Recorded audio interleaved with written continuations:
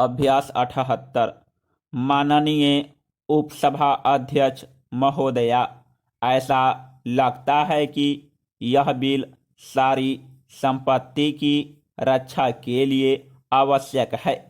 मैं समझता हूँ इसमें दो राय नहीं हो सकती कि इस सारी संपत्ति की समुचित रक्षा करने की व्यवस्था की जाए, लेकिन इस प्रकार का जो व्यवहार है और जिस प्रकार का आचरण है और जिस तरह से सरकार ने पहले राष्ट्रीय सुरक्षा अधिनियम और उसके बाद आवश्यक सेवा अधिनियम लाकर उसका दुरुपयोग किया है, इस सारे आचरण को मद्देनजर रखते हुए इस बिल का अधिकार जो सुरक्षा बल को दिया गया है वह उचित नहीं मालूम पड़ता।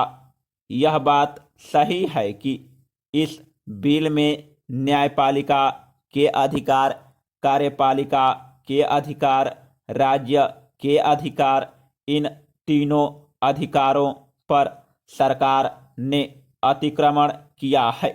जिस तरह के प्रावधान इस विधेयक में किए गए हैं, इन प्रावधानों से यह शंका खड़ी होना स्वाभाविक है कि इनका दुरुपयोग सार्वजनिक संपत्ति के नाम पर मजदूरों को दबाने के लिए और उनकी जायज आवाज़ को किसी भी तरह से दबाने के लिए किया जाएगा।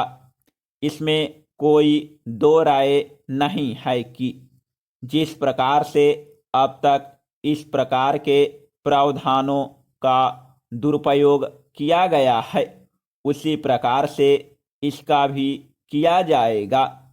इस तरह से ब्लैक अधिकार लेने का मतलब साफ है। इसके कारण मुश्किलें पैदा होगी। साथ ही आप ही केवल सार्वजनिक संपत्ति नहीं चला रहे हैं, जो प्राइवेट सेक्टर के लोग हैं वे भी करोड़ों की संपत्ति पर अपना काम चला रहे हैं। उनकी सुरक्षा कौन करेगा? कल को क्या प्राइवेट सेक्टर के लोग भी यही मांग नहीं करेंगे कि उनको भी इसी प्रकार के अधिकार दिए जाएं? उस वक्त आपके लिए उनकी मांग को मानने से इनकार करना कठिन हो जाएगा।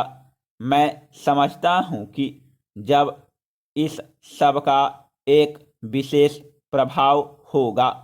Paragraph change. महोदया, आप जानती हैं कि संपत्ति की रक्षा ईमानदारी से होती है, कर्तव्य पालन की भावना से होती है और निष्ठा से होती है। स्पष्ट है कि इन अधिकारों का दुरुपयोग मजदूरों को दबाने के लिए होगा, उनकी वाजिब मांगों को दबाने के लिए इसका दुरुपयोग किया जाएगा, उनको इसके अंतर्गत गिरफ्तार किया जाएगा, उनको सजा दी जाएगी। इस प्रकार से भयानक रूप से नेशनल सिक्योरिटी एक्ट का दुरुपयोग होगा। अगर आपने अब तक आवश्यक सेवा अधिनियम का दुरुपयोग नहीं किया होता तो हम मान लेते कि इस एक्ट का भी दुरुपयोग नहीं होगा, लेकिन हमारे सामने अनेक उदाहरण हैं। आप यहाँ पर जो भी कानून लाते हैं उनको असमान बताते हैं, बहुत पवित्र बताते हैं और यह भी कहते हैं कि हम इन कानूनों को ईमानदारी से ला रहे हैं, लेकिन उनके पीछे जो भावना रहती है वह बहुत गंदी रहती है।